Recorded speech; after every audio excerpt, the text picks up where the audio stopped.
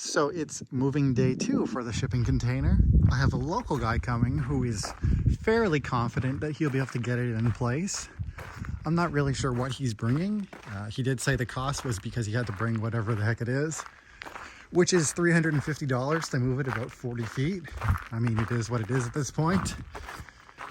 The only other option would be to jack it up and put logs underneath it and then try and rotate it. But I neither have the desire nor the manpower to do that. So the back end is going to go roughly here, so I actually couldn't do this until he gets here. But I went and got these heavy duty pavers to help level it and get it a little bit off the ground.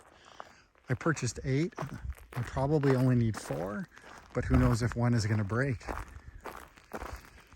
So you can see this backside is pretty level. I'm sure it will shift over the winter, but keep in mind, I'm not filling this with water today. It's going to be at least 6 months. So if it does shift over the winter and spring, I can jack it up and adjust it then. Here's a little bit of him moving the container. He did ask me if it's okay to drag it. I guess he did have one other piece of machinery if he had to lift it. But this ended up working quite well. It didn't take him too long. And other than the very end, none of the gravel actually got torn up. Watching the container get pulled into place was a lot less stressful than watching the truck originally back in. That's not to say the driver wasn't any good. It's just, at this point, I knew it was going to be in place in a very short amount of time.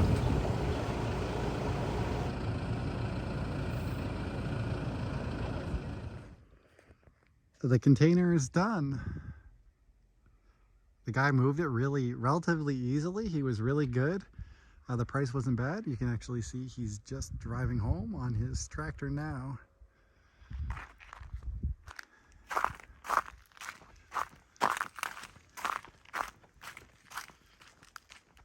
So I did decide to lift it up. This will make leveling it after it settles easier. I mentioned that in the previous post. The only spot he really ripped up was right here. Everywhere else, the gravel underneath didn't get ripped up at all. It's basically straight in line with the door like I wanted. There is, of course, some margin of error on both sides, but I'm quite happy with where he was able to place it. And I do have some extra steps that I can put here for the door. And the trees kind of obscure it.